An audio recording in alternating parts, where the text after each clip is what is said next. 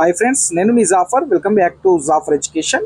నిన్న మనము 6th class సోషల్కి సంబంధించినటువంటి కొన్ని టాపిక్స్ని రివిజన్ చేసుకోవడం జరిగింది. మిగిలిన టాపిక్స్ని ఈ వీడియోలో రివిజన్ అయితే చేసుకుందాము. మీకు టెట్ అండ్ డిఎస్సికి సంబంధించినటువంటి ఫ్రీ పీడిఎఫ్ నోట్స్లు మెటీరియల్స్ మన యొక్క వాట్సాప్ గ్రూప్లలో ఫ్రీగా అందించబడుతున్నాయి. మీకు కావాలి అనుకుంటే వాట్సాప్ గ్రూప్ యొక్క లింక్ నేను కామెంట్ సెక్షన్లో పిన్ చేసి పెడతాను, అక్కడ నుండి జాయిన్ అవ్వచ్చు. అదేవిధంగా మన యొక్క ఛానల్ని తప్పకుండా సబ్స్క్రైబ్ చేసుకొని వీడియోస్ని లైక్ చేసి మీ యొక్క సపోర్ట్ని అందించి మీ యొక్క మిత్రులకు షేర్ చేయండి. రైట్, ఇక మనము టాపిక్లోకి వెళ్ళిపోదాము, రివిజన్ చేసుకుందాం. ఇక్కడ నేను రివిజన్ మాత్రమే ఫాస్ట్గా రివిజన్ చేస్తాను, మీరు వింటూ ఉంటే మీకు రివిజన్ కూడా అయిపోతుంది. రైట్, ఇక్కడ చూసుకున్నట్లయితే తెలంగాణ రాష్ట్రం ప్రధానంగా దక్కన్ పీఠభూమి ప్రాంతం. నెక్స్ట్ పాయింట్ చూడండి, ఈ ప్రాంతం అంతా విస్తృత దక్కన్ పీఠభూమిలో భాగంగా చూస్తాము. దక్కన్ పీఠభూమికి ఒకవైపున పశ్చిమ కనుమలు, మరోవైపున తూర్పు కనుమలు ఉన్నాయి. రెండు వైపులా ఉన్న సముద్ర తీర మైదాన ప్రాంతాలతో పోలిస్తే దక్కన్ పీఠభూమి ఎత్తులో ఉంటుంది. నెక్స్ట్, ఈ పీఠభూమిలో పశ్చిమం వైపు నుంచి తూర్పు వాలు కలిగి ఉంది. ఈ ప్రాంతాన్ని అర్థం చేసుకోవడానికి మహారాష్ట్ర, తెలంగాణ, ఆంధ్రప్రదేశ్ రాష్ట్రాల్లో ప్రవహించే గోదావరి నది మార్గాన్ని గమనిస్తే కృష్ణా డెల్టా ప్రాంతాల మాదిరి చదునుగా కాకుండా పీఠభూములలో చిన్న కొండలు, పర్వత శ్రేణులు, అదేవిధంగా మనకు గుట్టలు జరుగుతుంది. వాటి మధ్య చదును భూములు కూడా ఉంటాయి. నెక్స్ట్ చూసుకున్నట్లయితే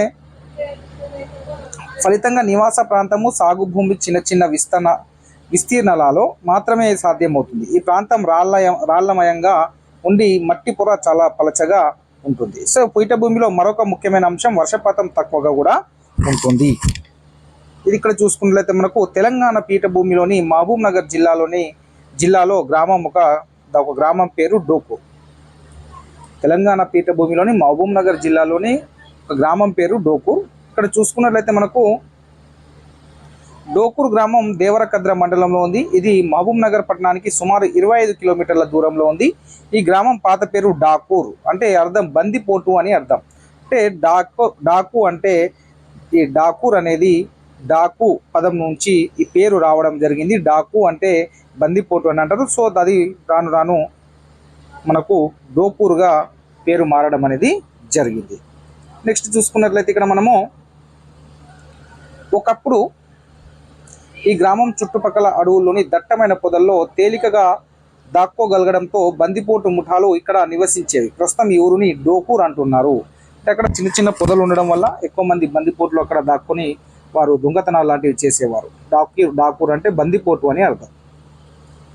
సో ఇది చూడండి ఒకసారి, డాకూరు అంటే బందిపోటు అని అర్థం. డాకు పదం నుంచి ఈ డాకూర్ అనే పదం రావడం అనేది జరిగింది. నెక్స్ట్ చూసుకున్నట్లయితే వాతావరణం, వర్షపాతం అక్కడ గమనించినట్లయితే ఫిబ్రవరి నుంచి జూన్ వరకు ఉండే వేసవి కాలంలో ఉష్ణోగ్రతలు 40 డిగ్రీల సెల్సియస్ వరకు ఉంటాయి. నవంబర్ నుంచి జనవరి వరకు చలికాలంలో పగటి ఉష్ణోగ్రతలు 20 నుంచి 30 డిగ్రీల సెల్సియస్ మధ్య అయితే ఉంటాయి మన డోకూర్ గ్రామంలో. అదేవిధంగా జూన్ చివరి నుంచి అక్టోబర్ వరకు ఈ ప్రాంతంలో వర్షాకాలం అయితే వర్షపాతం చాలా తక్కువ మరియు అనిశ్చితత్వము ఉంటుంది. ఒక సంవత్సరం నుంచి మరొక సంవత్సరానికి వర్షపాతంలో చాలా తేడా అనేది ఉంటుంది. నెక్స్ట్, వర్షాభావ సంవత్సరంలో కరువు పరిస్థితులు నెలకొంటాయి. ఇక్కడ పంటలు ఎండిపోవడం లాంటివి జరుగుతాయి. నెక్స్ట్ చూసుకున్నట్లయితే సాగునీటి సౌకర్యాలు లేనందున వ్యవసాయం చేయడం చాలా కష్టమవుతుంది. ఇటువంటి క్లిష్టమైన సంవత్సరాలలో ప్రజలు ఇతర ఉపాధి అవకాశాలను వెతుక్కోవాల్సి వస్తుంది డోకూర్ గ్రామంలో. నెక్స్ట్ చూసుకున్నట్లయితే ఇలా తక్కువ వర్షపాత సంవత్సరాలు మళ్ళీ వస్తుండడంతో దానివల్ల ఇక్కడ కరువు పీడిత ప్రాంతం అంటారు మన యొక్క డోకూర్ గ్రామాన్ని. నెక్స్ట్, నేలలు చూసుకున్నట్టే ఈ ఊరిలో సగం వ్యవసాయ భూములు ఎర్ర నేలలు ఉంటాయి. ఈ నేలలపై పొర అనేది లోతైనవి కావు, సారవంతమైనవి కూడా కావు.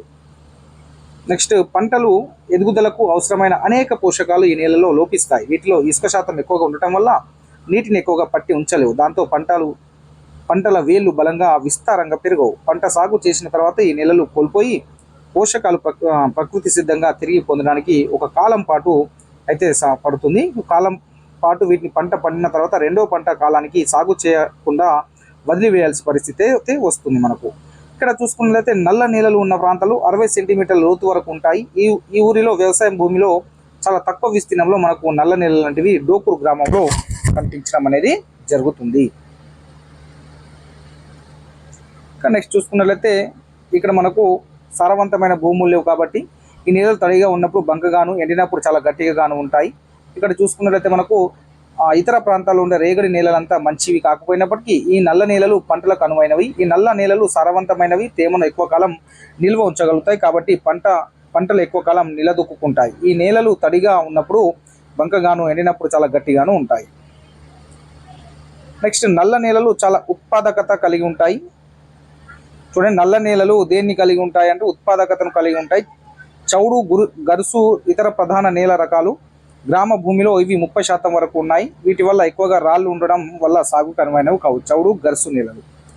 నెక్స్ట్ నీటి వనరులు చూసుకున్నట్లయితే ఇక్కడ డోకూరు గ్రామంలో ముఖ్యమైన నీటి వనరు పెద్ద చెరువు ఉంది. అక్కడ డోకూరు గ్రామానికి ఒక 5 కిలోమీటర్ల దూరంలో ఉన్న దేవరకద్ర చెరువు నిండితేనే ఈ చెరువుకు నీళ్ళు అనేటివి వస్తాయి. అక్కడ చెరువు నిండితే అక్కడ నీటికి వస్తాయి. డోకూరులోని పెద్ద చెరువు నిండిన తర్వాత దీనికి దగ్గరలో ఉన్న చాకలి కొయ్యికుంట, ఆ చాకలి కొయ్యికుంట తర్వాత అక్కడ వాణివంపు ఉంటుంది. వాణివంపు నుండి బడి వంపులకు నీళ్లు చేరుతాయి. అంటే దండాల్లోని ముత్యాల మాదిరి గొలుసు కట్టు చెరువులు అన్నమాట. ఒకటి నిండితే ఒకటి నిండుతాయి. సో ఆ విధంగా దేవరకద్ర చెరువు నిండితే కొయ్యికుంటకు వస్తాయి. అక్కడ నుండి వాణివంపుకు వచ్చి అక్కడ నుండి బడి వంపులకు అలా రావడం అనేది జరుగుతుంది. ఇక్కడ చూసుకున్నట్లయితే మనకు వర్షాకాలం అయిపోయిన తర్వాత వాన నీటిని ఉపయోగించుకోవడానికి ఒక పద్ధతి ప్రకారం చెరువులను చాలా కాలం క్రితం తవ్వడం అయితే జరిగింది. నెక్స్ట్ చూసుకున్నట్లయితే తెలంగాణ అంతటా ఈ గొలుసుకట్టు చెరువుల విధానాన్ని చూస్తాం. ఇటువంటి నిర్మాణాలకు పీఠభూమి ప్రాంతం మనకు అనువుగా ఉంటుంది. డోకూరు ఊళ్ళలో ఉన్న ఒక వృద్ధ రైతు పేరే మనకు ఏం పేరు అంటే అతని పేరు వెంకటరెడ్డి. ఈ వెంకటరెడ్డి గతంలో ప్రతి కుటుంబం నుంచి ఒక వ్యక్తి వచ్చి చెరువు పొడిక తీయడము, పిచ్చి మొక్కలు తీసేయడం వంటి పనులు చేసేవారు. వాళ్ళందరూ కలిసి చెరువులలో చేపలు పట్టుకునేవాళ్ళు.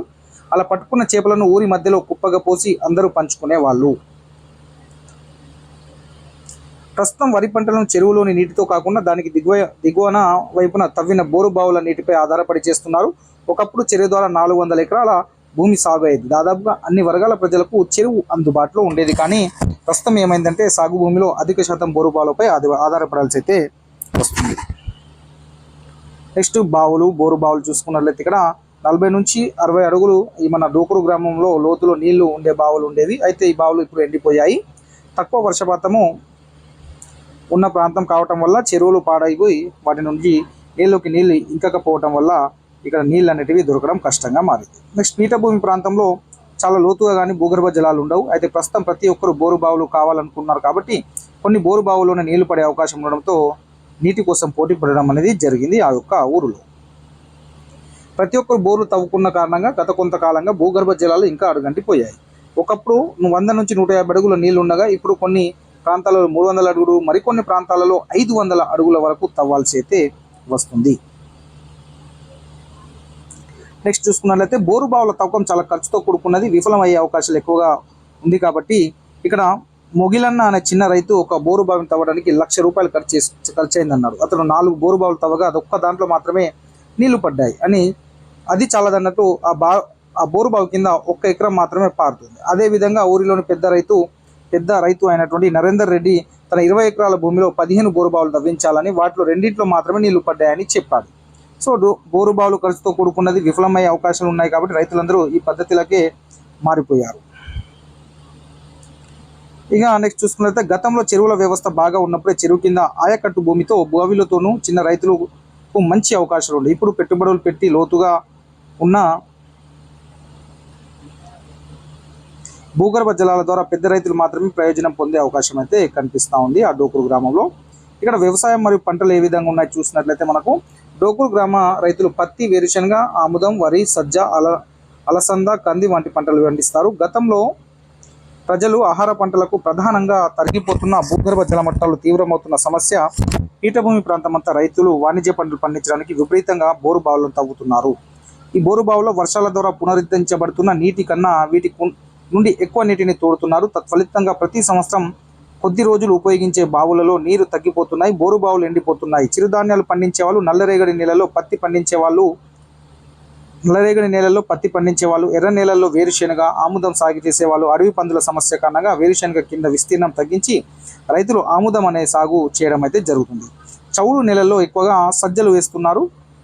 పండించే కంది అలసంద పంటలను ఇతర పంటలతో మిశ్రమంగా పంటకు సాగు చేస్తారు. పెద్ద చెరువు అదేవిధంగా సంపెంగ వాగులో నీటితో వారి సాగు చేయడం అయితే జరుగుతుంది. నెక్స్ట్ ఇక్కడ చూసుకున్నట్లయితే అక్టోబర్ జనవరి నెలల మధ్య రబీ పంటగా వాళ్ళు బోరు బావులపై ఆధారపడి మనకు వరి వేరుశనగ సాగు చేస్తారు. వరి నుంచి ఎకరానికి 20 నుంచి 30 క్వింటాల దిగుబడి పొందుతున్నారు. రాసాయనిక ఎరువులు పురుగుల మందుల ధరలు పెరగడం వల్ల హార్వెస్టర్ల వినియోగం వల్ల గత దశాబ్దాలలో వ్యవసాయ ఖర్చులు కూడా పెరగడం అనేది జరిగింది. సాంప్రదాయంగా వస్తున్న పెంట పోగు ఎరువు వినియోగం గణనీయంగా తగ్గిపోతుంది. మనకు పెండతోటి వాడే ఎరువు అనేది తగ్గిపోవడం అనేది జరుగుతుంది. రైట్, పండ్ల తోటలు. డోకూరులోని కొంతమంది రైతులకు మామిడి చీని తోటలు ఉన్నాయి. బత్తాయి అంటే చీని అంటే బత్తాయి లేదా మోసంబి తోటలు. ఈ పంటలకు వరి కంటే తక్కువ నీళ్లు అవసరమవుతాయి. వేరుశనగ కనువైన నేలలో వీటిని పండించవచ్చును. ఈ పండ్ల తోటలో పాటు రబీ కాలంలో అంతర పంటగా వేరుశనగ కూడా వారు సాగు చేస్తారు. ఈ పండ్ల యొక్క తోటలు బత్తాయి, అదేవిధంగా మామిడి అండ్ చీని తోటలు. ఈ ప్రాంతంలో పెద్ద రైతులు సాగునీటిని అందించడానికి తుంపర సేద్య విధానాన్ని కూడా అవలంబిస్తున్నారు.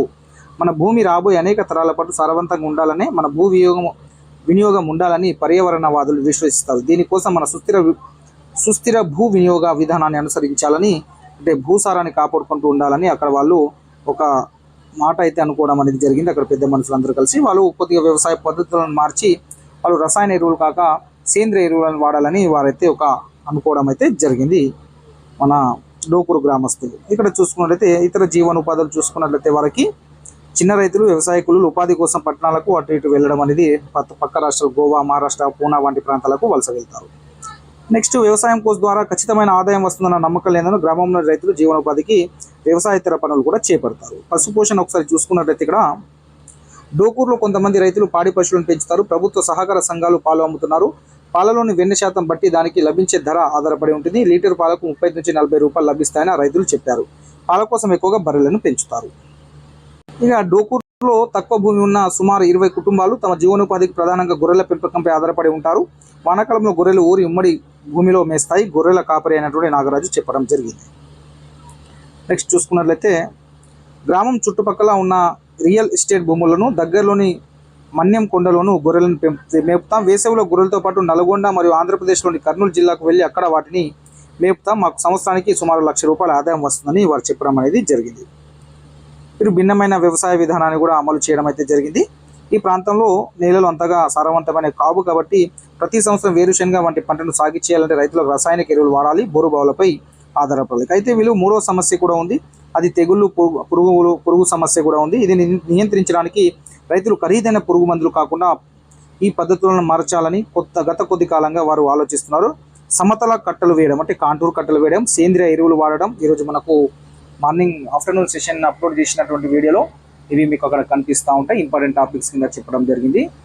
6th and 7th క్లాస్ సోషల్లో ఉన్నటువంటి ముఖ్యమైన అంశాలను నేను అక్కడ చెప్పడం అనేది జరిగింది. సో ఆ వీడియోని చూడండి, ఖచ్చితంగా బిట్స్ వచ్చే అవకాశం ఉంది.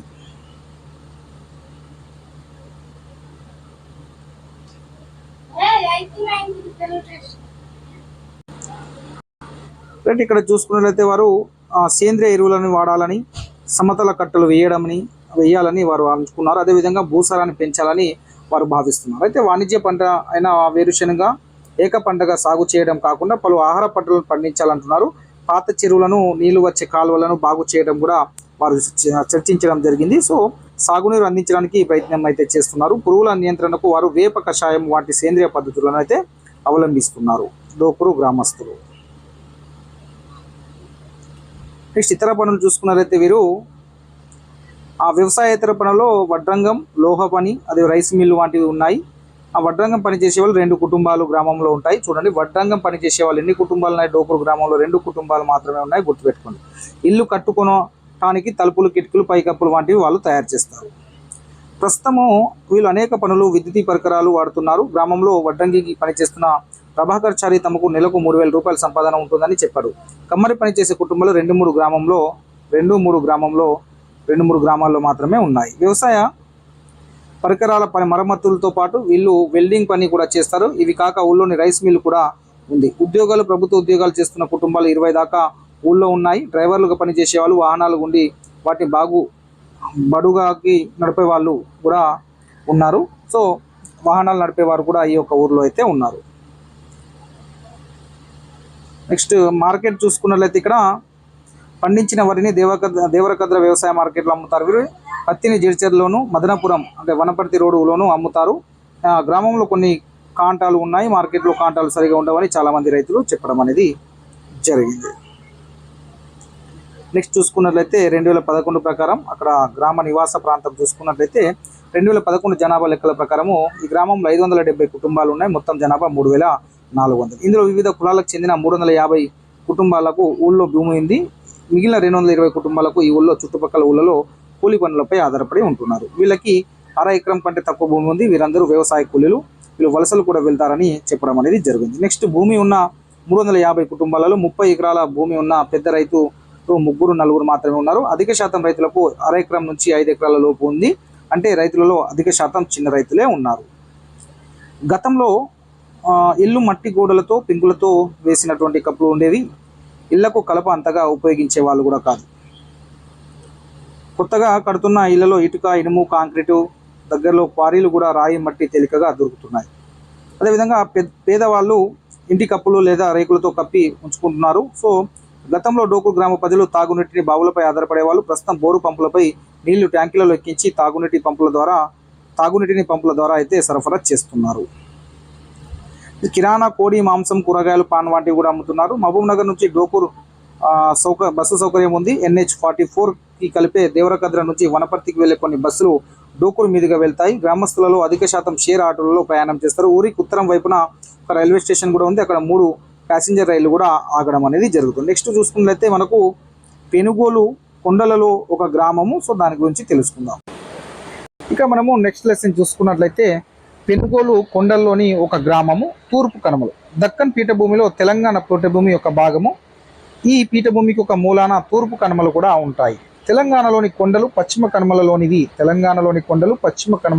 అయితే తూర్పు కనుమలు జయశంకర్ జిల్లాకు తూర్పు సరిహద్దున ఉన్నాయి. ఈ కొండలు మనకు ఛత్తీస్గఢ్, ఆంధ్రప్రదేశ్, ఒడిశా రాష్ట్రాల్లో విస్తరించి ఉండడం కూడా జరిగింది. విస్తరించి ఉన్నాయి.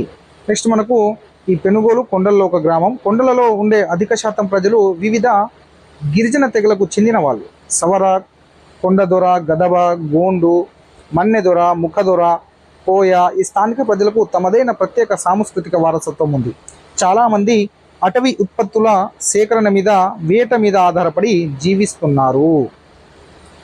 ఇక మనము నెక్స్ట్ పాయింట్ చూసుకున్నట్లయితే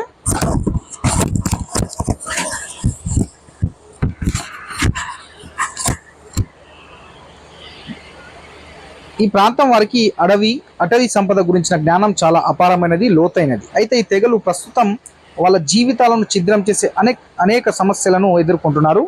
చూడండి, జయశంకర్ అంటే ప్రస్తుతం ములుగు జిల్లాలోని వాజేడు మండలంలో గోదావరి నది తీరంలో కొండలలో పెనుగోలు అనేది ఉంది. చూడండి, జయశంకర్ జిల్లా ప్రస్తుతం అయితే ములుగు జిల్లాలో వాజేడు మండలంలో గోదావరి నది తీరంలోని కొండలలో పెనుగోలు అనే గ్రామం అనేది ఉంది ములుగు జిల్లాలో. ఇక నెక్స్ట్ చూసుకున్నట్లయితే ఇక్కడ కోయ తెగ వాళ్ళు నివసిస్తున్నారు. ఈ పెనుగోలు గ్రామంలో కోయ తెగ వాళ్ళు ఉన్నారు. కోయ అంటే కొండలలో ఉంటున్న మంచి మనిషి అని అర్థం. వీళ్ళు కోయ భాష మాట్లాడతారు. వీళ్ళు పక్క రాష్ట్రాలైన ఒడిశా, ఛత్తీస్గఢ్, ఆంధ్రప్రదేశ్ కొండలలో కూడా ఉండడం అనేది జరిగింది.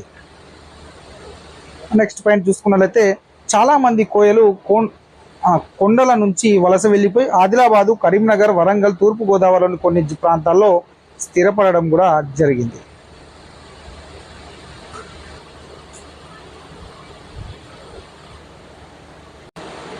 ఇంకా నెక్స్ట్ పాయింట్ చూసుకున్నట్లయితే ఇటువంటి వాళ్ళు ఇప్పుడు కోయ భాష మాట్లాడతారు. తెలుగునే తమ భాషగా చేసుకున్నారు. ఈ గ్రామానికి చుట్టూ గుట్టలు కూడా ఉన్నాయి. ఉత్తరాన ఛత్తీస్గఢ్లో కర్రెగుట్ట లేదా నల్లగుట్ట, అదేవిధంగా దక్షిణాన వంక మామిడి గుట్ట, తూర్పున ఏమో కల్లుకుంటల గుట్ట, పడమరానేమో చిన్న కుమ్మరి లంక, వాజేడు మండలం ఉత్తరాన నల్లగుట్ట నుంచి ప్రవహించే నల్లందేవి వాగు గోదావరి నదిని కలిసే ప్రాంతంలో ఉంది. ఇక్కడ చూసుకున్నట్లయితే మీకు ఉత్తరాన ఛత్తీస్గఢ్లో ఏముంది, మనకు కర్రెగుట్ట లేదా నల్లగుట్ట ఉంది. దక్షిణాన ఏముంది, వంక మామిడి గుట్ట, తూర్పున ఏముంది, కల్లుకుంటల గుట్ట, పడమరన చిన్న కుమ్మరి లంక ఉంది. వాజేడు మండలం ఉత్తరాన వాజేడు మండలానికి ఉత్తరాన ఏముంది, నల్లగుట్ట నుంచి ప్రవహించే వాజేడు మండలానికి ఉత్తరాన నల్లగుట్ట నుంచి ప్రవహించే నల్లందేవి వాగు గోదావరి నదిని కలిసే ప్రాంతంలో ఇదైతే ఉండడం అనేది జరిగింది.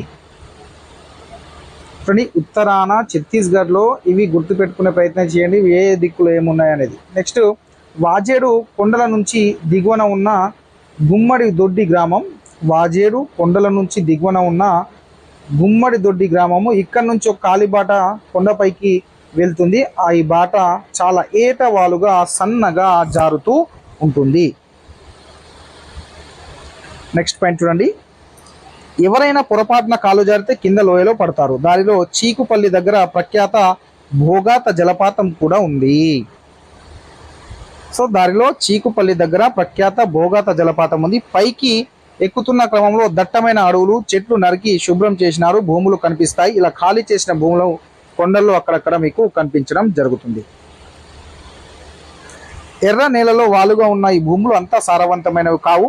ఆ పొలం నిండా పెద్ద చిన్న రాళ్ళు కూడా ఉంటాయి. మండల కేంద్రమైన వాజేడుకి 20 కిలోమీటర్ల దూరంలో ఉంది.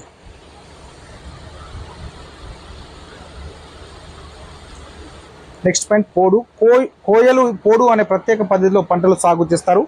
కొండల్లో వ్యవసాయం చేసే ప్రత్యేకమైన విధానం ఇది. దీనినే మనము జూమ్ సాగు అని కూడా అంటాము. దీనినే మనము జూమ్ సాగు అని కూడా అనడం అనేది జరుగుతుంది. కొండారెడ్డి ఇంటి ఇతర తెగలు కూడా, కొండారెడ్డి వంటి ఇతర తెగలు కూడా ఈ పద్ధతిని ఆచరిస్తాయి. దీనిని ఏమంటాం, వ్యవసాయం పోడుపు వ్యవసాయాన్ని మనం జూమ్ వ్యవసాయం అని కూడా అంటాం. ఈ పద్ధతి ఆంధ్రప్రదేశ్, ఛత్తీస్గఢ్, అరుణాచల్ ప్రదేశ్ వంటి రాష్ట్రాల్లో కూడా ఉంది, తెలంగాణ రాష్ట్రంలో కూడా ఉంది అని చెప్తున్నారు. నెక్స్ట్ చూసుకున్నట్లయితే ప్రతి గ్రామానికి వాళ్ళు వ్యవసాయానికి ఉపయోగించుకోవడానికి నిర్దిష్ట కొండలు ప్రాంతం అనేది ఉంటుంది. ఈ ప్రాంతం లోపల వాళ్ళు కొంత అడవిని నరికి తగలబెడతారు. కొన్ని సంవత్సరాల పాటు అక్కడ భూమిలో వ్యవసాయం చేస్తారు. తర్వాత దానిని వదిలిపెట్టి మళ్ళీ అడవిని పెరగనిస్తారు. ఈలోగా వాళ్ళు అడవిలో ఇంకో ప్రాంతంలో చెట్లు నరికి అక్కడ పంటలు అనేటివి వేయడం అనేది జరుగుతుంది. ఇక మనము నెక్స్ట్ పాయింట్ చూసుకున్నట్లయితే ఈ విధంగా వాళ్ళు సాగు భూమి ప్రతి కొన్ని సంవత్సరాలకు మారుతూ ఉంటుంది. ఒకసారి సాగు చేసిన భూమికి చాలా సంవత్సరాల తర్వాత మళ్ళీ తిరిగి వస్తారు. కొండలలో నవంబర్లో వానలు ఆగిపోతాయి. కోయలు డిసెంబర్ నెలలో గొడ్డలతో కొంత ప్రాంతంలో చెట్లు నరుకుతారు. కొట్టిన చెట్ల కొమ్మలు కొన్ని నెలల పాటు ఎండనిస్తారు. ఎండిన కొమ్మలను వానలకు ముందు ఏప్రిల్ లేదా మే నెలలో తగలబెడతారు. వానలు పడే సమయానికి నేల బూడిదతో కప్పి ఉంటుంది. జూన్లో వానలు పడినప్పుడు కట్టెతో పొడిచి వారు విత్తనాలు పెట్టి వారు వ్యవసాయం చేయడం అనేది జరుగుతుంది. వాళ్ళు నాగలిని కానీ పారని కానీ ఉపయోగించరు. ఎటువంటి రాసాయనిక ఎరువులు కూడా ఉపయోగించరు. నెక్స్ట్ నేలను దున్నితే మట్టి వదిలై వానలు పడినప్పుడు పై మట్టి తేలికగా కొట్టుకుపోతుంది కాబట్టి నేలను దున్నరు. పై మట్టి కొట్టుకుపోతే నేల సారాన్ని కోల్పోతుందని. నెక్స్ట్ పాయింట్ చూసుకున్నట్లయితే ఇక్కడ బూడిద రాలిన ఆకులతో పై మట్టి సారవంతంగా ఉంటుంది కాబట్టి అది కొట్టుకుపోకుండా కాపాడాలని రైతులు ప్రయత్నిస్తారు. వీళ్ళు పండించే ముఖ్యమైన పంటలు జొన్నలు, మొక్కజొన్నలు, దుంపలు, చిరుధాన్యాలు అంటే సామలు, కొర్రలు, పప్పులు, అదేవిధంగా అడుసులు. అడుసులు అంటే ఏంది, నువ్వులు అని అర్థం. నెక్స్ట్ కందులు, పెసర్లు వంటి అపారాలు, వంకాయ, పచ్చిమిరప, నెక్స్ట్ వంకాయ, పచ్చిమిరప, గోంగూర వంటి కూరగాయలు పండిస్తారు. ఎటువంటి సాగునీరు లేకుండా మిశ్రమ పంటలు పండించడం అనేది జరుగుతుంది. వాళ్ళు పండించే పంటలు సాధారణంగా 6 నెలలకు వరకు ఆహారంగా సరిపోతాయి. ఈ పొలాల్లో అడవి పక్కనే ఉంటాయి కాబట్టి అందులో జంతువులు, పక్షులు పంటల మీద ఆధారపడి జీవిస్తాయి. జంతువులు, పక్షులు పంటల మీద దాడి చేయడం జరుగుతుంది. నెక్స్ట్ పాయింట్ చూసుకున్నట్లయితే వీడియో చూస్తున్న మిత్రులు తప్పకుండా మన యొక్క ఛానల్ని సబ్స్క్రైబ్ అయితే చేసుకోండి. నెక్స్ట్ పాయింట్ చూసుకున్నట్లయితే కోయలు పొలాల్లో మంచె కట్టి డిసెంబర్ వరకు పంటను కాపాడుకుంటారు. కొంతకాలం ఒక పొలాన్ని సాగు చేసిన తర్వాత మరొక పొలానికి వెళ్ళడం అనేది జరుగుతుంది. ఇక మనము నెక్స్ట్ పాయింట్ చూసుకున్నట్లయితే పాత రోజుల్లో సగటున ప్రతి కుటుంబం 2 నుంచి 2.5 ఎకరాల అటవీ భూమి సాగు చేసేది. పొడు పద్ధతిలో జొన్న సగటున ఎకరానికి 250 కిలోల దిగుబడిని ఇస్తుంది. అంటే ప్రతి కుటుంబానికి 600 కిలోల జొన్నలతో పాటు 150 నుంచి 250 కిలో చిరుధాన్యాలు లభించేవి. గతంలో కొండల్లో ఎక్కువగా విస్తీర్ణంలో పోడుకు లభించింది. కానీ ప్రస్తుతము 1 నుంచి 1.5 ఎకరాలు మాత్రమే ఉంది. దాంతో ప్రతి కుటుంబానికి అందే ఆహార ధాన్యాలు తగ్గిపోయాయి. అటవీ విస్తీర్ణం తగ్గిపోవడం వల్ల పోడు చేసి వదిలిపెట్టిన ఒక ప్రాంతానికి గతంలో కంటే త్వరగా తిరిగి రావాల్సి వస్తుంది. ఈ సమయం తగ్గిపోవడం వల్ల నేల గతంలో మాదిరిగా సారాన్ని పూర్తిగా పొందలేకపోతుంది. పెరటిలో వాళ్ళు కూరగాయలు కూడా పండించేవారు.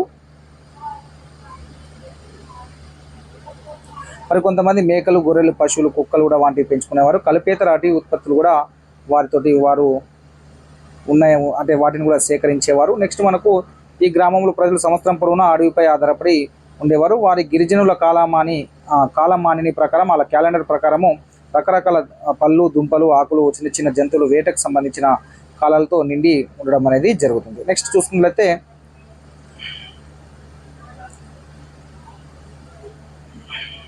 వీరు ఈ యొక్క డోకూరు గ్రామంలోని ఒక ఊరు వాళ్ళు ఏం చేశారంటే, వీరు అక్కడ ఒక అడవి ఉంటుంది, అడవిలో దొరికే వెదురుతోటి వాళ్ళకు డబ్బు, ఆ వెదురు అమ్మడం వల్ల వీరికి డబ్బులు అనేటివి రావడం అనేది జరుగుతుంది. సో వాటిని అమ్ముకునేవారు. వాళ్ళు ఏజెంట్లకు తోటి వెళ్ళి పనిచేసి మనకు కూలీ చొప్పున ఇచ్చేవారు. దీని ద్వారా వాళ్ళు కొంత కూలీ పొందుతారు. మొదలు దీనికి చాలా తక్కువ కూలీ లభించింది. గత కొద్ది సంవత్సరాల్లో ఇది మెల్లగా పెరిగింది. అదేవిధంగా ఈ పని ద్వారా రోజుకి 150 రూపాయలు సంపాదించడం అనేది జరుగుతుంది. మనకు ఈ పెనుగోలులో ఇల్లు గుట్టల పైన ఉంటాయి. ఇక్కడ మొత్తం 32 కుటుంబాలు ఉన్నాయి. 124 మంది మాత్రమే ఉంటారు. ఈ పెనుగోలు గ్రామంలో ములుగు జిల్లా లేదా జయశంకర్ జిల్లా, ములుగు జిల్లా ప్రస్తుతం అయితే 32 కుటుంబాలు మాత్రమే ఉంటాయి. 124 మంది మాత్రమే నివసించేవారు. ఆచారాలు ఒకసారి చూసినట్లయితే ఈ గ్రామస్తులు ప్రకృతి దేవతలను పూజిస్తారు. పెనుగోలు గ్రామస్తులు చింత చెట్టు కింద ఉండే ముత్యాలమ్మ రాతి విగ్రహాన్ని పూజిస్తారు. ఎల్లనం పదం అంటే భూమి పూజ. ఎల్లనం పదం భూమి పూజ. ఉడతల పండుగ అంటే పెద్దల పండుగ. భీమిని పండుగ అంటే ఇప్పపు పండుగ వంటి పండుగలు వీరు పెనుగోలు గ్రామస్తులు అయితే జరుపుకునేవారు. భీమిని పండుగ అంటే ఇప్పపు పండుగ, ఎల్లనం పదం అంటే భూమి పూజ, కొడతల పండుగ అంటే పెద్దల పండుగ. సెప్టెంబర్లో కొడతల పండుగ. ఈ పెద్దల పండుగ ఎప్పుడు జరిపేవారు అంటే వీరు సెప్టెంబర్లో నెలలో జరిపేవారు కొడతల పండుగ. తమ దేవుడికి కూరలు పెట్టిన తర్వాత వీటిని వారు తింటారు. వాటిని విత్తటము, కొయ్యటము, అడవి నుంచి వేళ్ళు సేకరించడం వంటి ముఖ్యమైన పనులన్నీ ఈ కొడతల పండుగ అయిన తర్వాతనే చేస్తారు.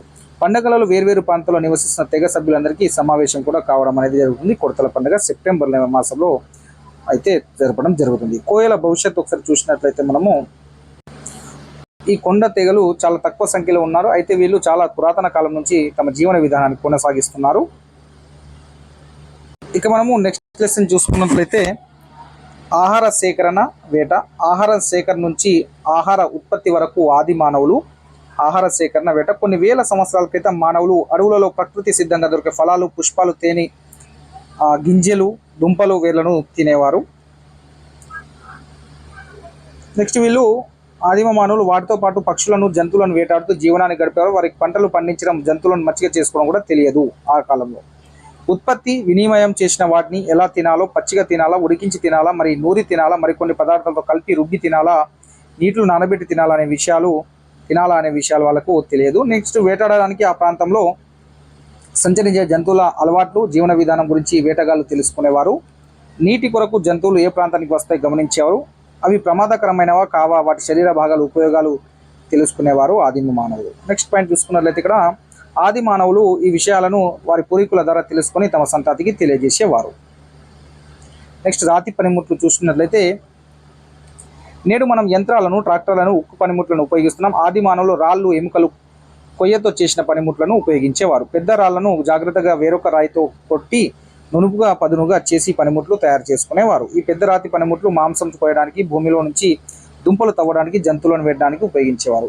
కొన్ని వేల సంవత్సరాల తర్వాత వారు ముడి రాతి నుంచి నునుపుగా, అనువుగా ఉండే చిన్న రాతి పనిముట్లు తయారు చేయడం మొదలుపెట్టారు. ఇలాంటి పనిముట్లను మనం సూక్ష్మ రాతి పరికరాలు అని అంటాము.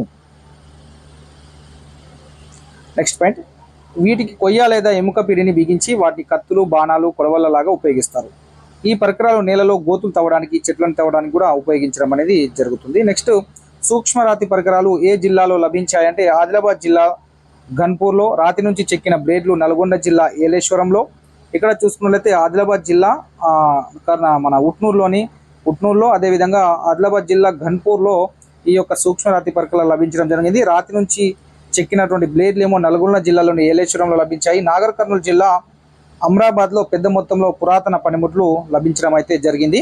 సో ఇక్కడ ఆదిలాబాద్ జిల్లా ఉట్నూరు, అదేవిధంగా ఉట్నూరులోని గన్పూర్లో లభించడం అనేది జరిగింది. నెక్స్ట్ నాగర్ కర్నూలు జిల్లా అమ్రాబాద్లో లభించిన పలకల నుంచి పనిముట్లు తయారు చేయడం అనేది జరిగింది. సో ఇవి మనకు ఎక్కడ లభించాయి గుర్తుపెట్టుకోండి, చాలా ఇంపార్టెంట్. నెక్స్ట్ నిప్పు అనేది మానవులు ఆహారంగా తీసుకొచ్చిన పచ్చి మాంసాన్ని ఒక బండతో ఒకటి కొట్టి నిప్పులు తయారు చేశారు. నెక్స్ట్ సంచార జీవనం చూసినట్లయితే ఆదిమానవులు చిన్న చిన్న గుంపులుగా గోలలో లేదా చెట్ల నీడలో నివసించేవారు. ఇళ్లను నిర్మించుకునేవారు కూడా కాదు వాళ్ళు.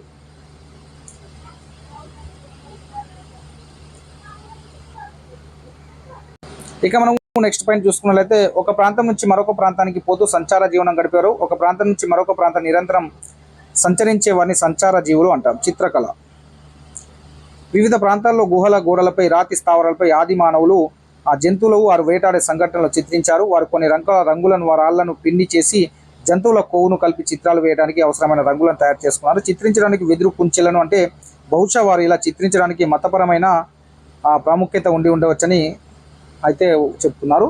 సో వాళ్ళు ఈ విధంగా కుంచెలను ఉపయోగించేవారు. చిత్రించడానికి వెదురు కుంచెలను తెలంగాణ రాతి యుగపు స్థావరాలు ఒకసారి చూసుకున్నట్లయితే తొలి రాతి యుగానికి చెందిన పూర్వ చారిత్రక కాలం నాటి మానవులు రాష్ట్రంలోని వివిధ ప్రాంతాల్లో నివసించారు. వారు తయారు చేసిన రాతి పనిముట్లు దాదాపు రాష్ట్రంలోని అన్ని జిల్లాల్లో బయటపడ్డాయి. చూడండి, జయశంకర్ జిల్లాలో ఎక్కాల, నాగర్ కర్నూలు జిల్లాలోని అమరాబాద్, నల్గొండ జిల్లాలోని ఏలేశ్వరము,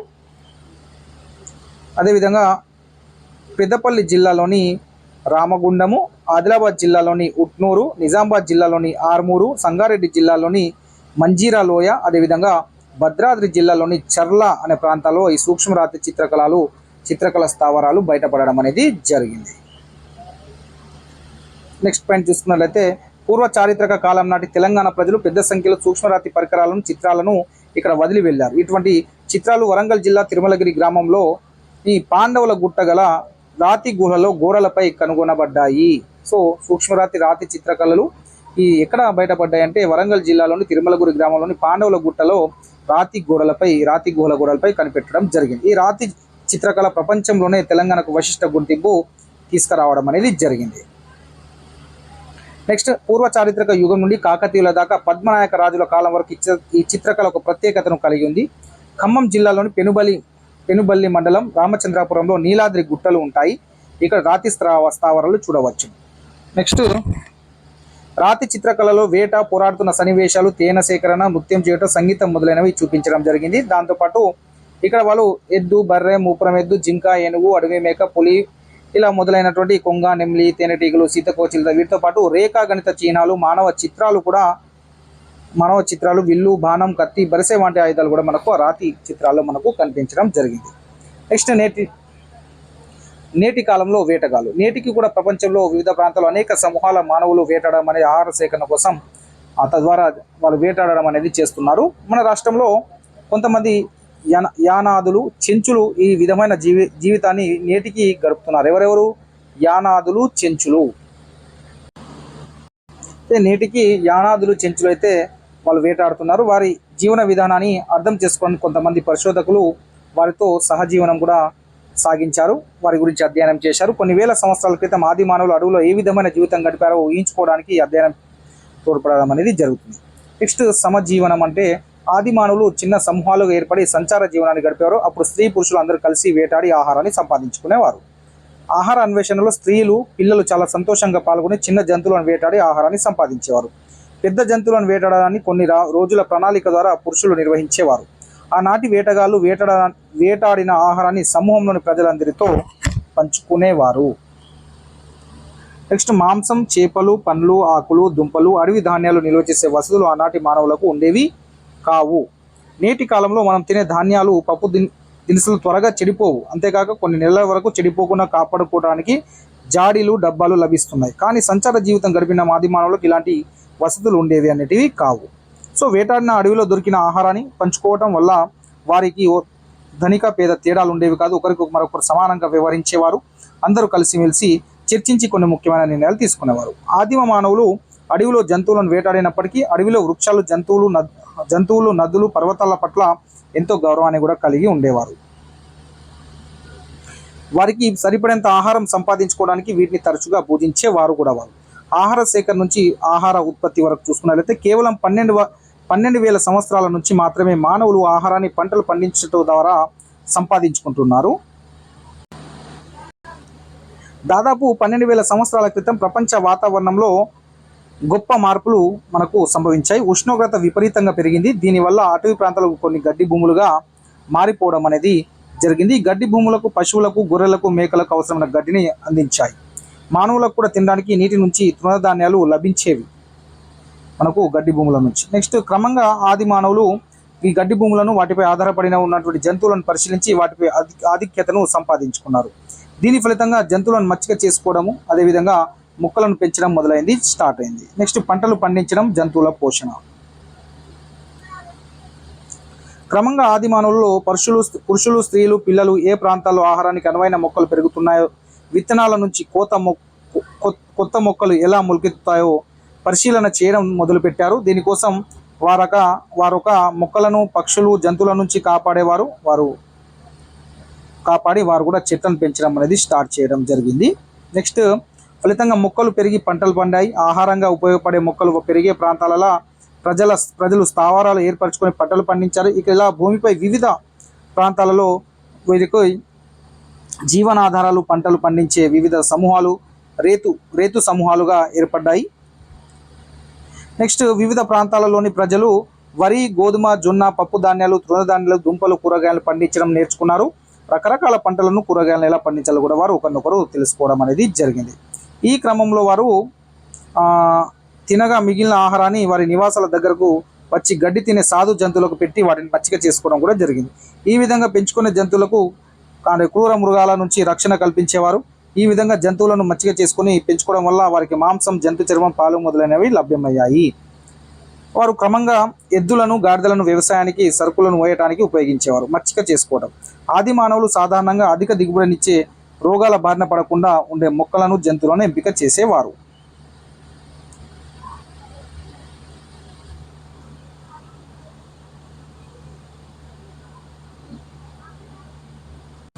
ఇక వారు జంతువులను, అదేవిధంగా మొక్కలను పెంచుకోవడం జరిగింది. జంతువులను మచ్చిక చేసుకోవడం జరిగింది. సో ఈ విధంగా జంతువులను పెంచుకోవడం అనే మచ్చిక చేసుకోవడం అని అంటారు.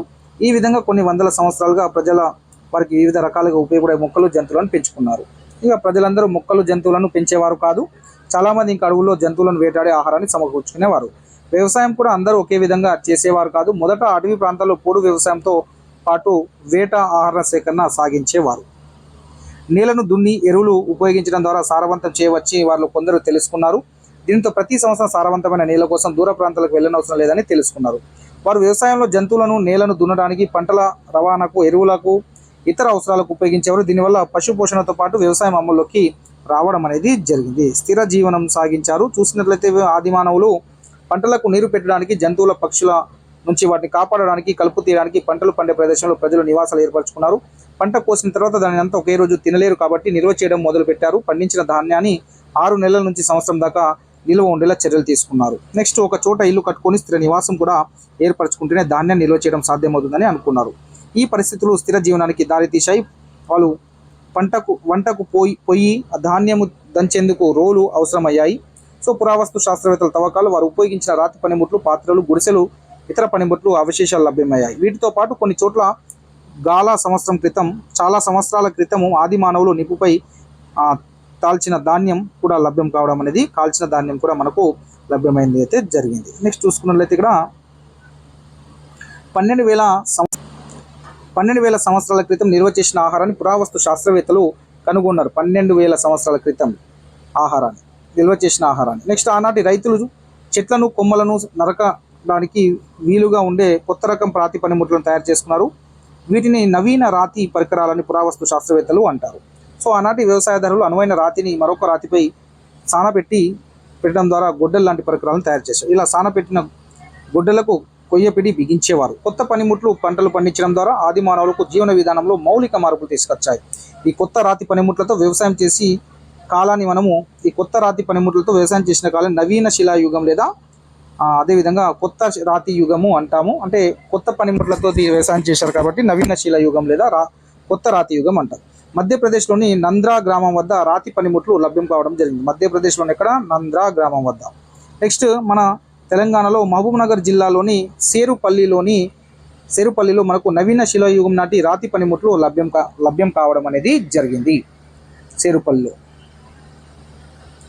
నెక్స్ట్ పాయింట్ చూసుకున్నట్లయితే నాగర్ కర్నూలు జిల్లా అమరాబాద్లో కూడా మనకు నవీన శిలాయుగం నాటి రాతి పనిముట్లు లభ్యం కావడం అనేది జరిగింది. ఇక భారతదేశంలో ఆది మానవుల ప్రారంభం వ్యవసాయ ఆనవాళ్ళు సుమారు బయటపడ్డాయి. ఇక్కడ చూసుకున్నట్లయితే 9,000 సంవత్సరాల క్రితం మనకు బెల్చిస్తాన్లో బయటపడ్డాయి. సుమారు 5,000 సంవత్సరాల క్రితం కాశ్మీర్లో, 4,000 లేదా 5,000 సంవత్సరాల క్రితం బీహార్లో కూడా బయటపడడం అనేది జరిగినాయి రాతి పనిముట్లు. నెక్స్ట్, ఆది మానవులు జంతువులను మచ్చిక చేసుకున్న ఆనవాళ్ళు దక్కన్ పీఠభూమిలోని ఆంధ్రప్రదేశ్, తెలంగాణ మరియు కర్ణాటక రాష్ట్ర సరిహద్దులు దొరికాయి. ఈ రాష్ట్రాల్లో అనేక ప్రదేశాల్లో పెద్ద పరిమాణంలో బూడిద దిబ్బలు కూడా కనుగొనడం అనేది జరిగింది. నెక్స్ట్, పురావస్తు శాస్త్రజ్ఞుల అంచనా ప్రకారం 5,000 సంవత్సరాల క్రితం ఆది మానవులు ఈ ప్రాంతంలో పశుపోషణ చేపట్టినట్టు తెలుస్తుంది. కొన్ని ప్రత్యేక ప్రదేశాల్లో పశువులను కంచె ద్వారా నిలువరించి అనంతరము వాటి పేడను ఎండబెట్టి దిబ్బలను ఏర్పాటు చేశారు. సో అవి మనకు కనబడడం జరిగింది. వాటిని బూడిద దిబ్బలు అని అనడం అనేది జరుగుతుంది. తర్వాత ఈ దిబ్బలను పండగ సందర్భాల్లో కాల్చి బూడిద చేసేవారు. ఈ విధంగా ఆనాడు ఏర్పడిన బూడిద కుప్పలు ప్రస్తుతం మన రాష్ట్రం అయినటువంటి మహబూబ్ నగర్, ఆంధ్రప్రదేశ్లోని కర్నూలు, అనంతపురం జిల్లాల్లో బయటపడ్డాయి. ఈ బూడిద కుప్పలతో పాటు నవీన శిలాయుగానికి చెందిన రాతి గొడ్డలి, రాతి పారలు, కుండల అవశేషాలు మొదలైనవి కనుగొనడం అనేది జరిగింది. ఇక మనము నెక్స్ట్ పాయింట్ చూసుకున్నట్లయితే, ఈ విధంగా ఆది మానవులు పంటలు పండించడంతో పాటు స్థిర నివాసాలు, గ్రామ సముదాయాలను ఏర్పరచుకోవడానికి కొన్ని సంవత్సరాలు పట్టింది. తెలంగాణలో నూతన శిలాయుగం ఒకసారి చూసినట్లయితే, తెలంగాణలో నూతన రాతియుగం వరంగల్ రూరల్, వరంగల్ అర్బన్, జనగాము, సిద్దిపేట, కరీంనగర్, జయశంకర్, పెద్దపల్లి, నాగర్ కర్నూలు, మహబూబ్ నగర్, ఆదిలాబాద్ జిల్లాల్లో ఎక్కువ సంఖ్యలో నూతన రాతియుగానికి చెందిన స్థావరాలు కనుగొనబడ్డాయి. సో వరంగల్ జిల్లా కొమరంభీం జిల్లాలో పోలకొండలో జరిపిన తవ్వకాల్లో కాల్చిన మట్టి, వీటితో పాటు అసంఖ్యాకంగా సూక్ష్మరాతి పరికరాలు, చేతితో చేసిన కుండలు, ధాన్యాన్ని నిల్వ ఉంచే పాత్రలు లభ్యం కావడం జరిగింది. ఎక్కడెక్కడ? వరంగల్ జిల్లా, కొమరంభీం జిల్లాలోని పోలకొండలో ఇవి లభించడం జరిగింది. సో మాది కూడా కొమరంభీం డిస్టికే. నెక్స్ట్ చూసుకున్నట్లయితే, దీన్ని బట్టి 3,300 సంవత్సరాల క్రితమే ఇక్కడ మానవులు నివసించినట్లు తెలుస్తుంది. మనకు ఈ యొక్క తెలంగాణలో మనకు 3,000 తెలంగాణ నూతన శిలాయుగంలో చూసినట్లయితే మన 3,300 సంవత్సరాల క్రితమే మన దగ్గర మానవులు నివసించినట్లు దీని ద్వారా మనకు తెలవడం అనేది జరిగింది. సో నెక్స్ట్ మిగతా అంశాలు నెక్స్ట్ వీడియోలో తెలుసుకుందాం. Thank you so much.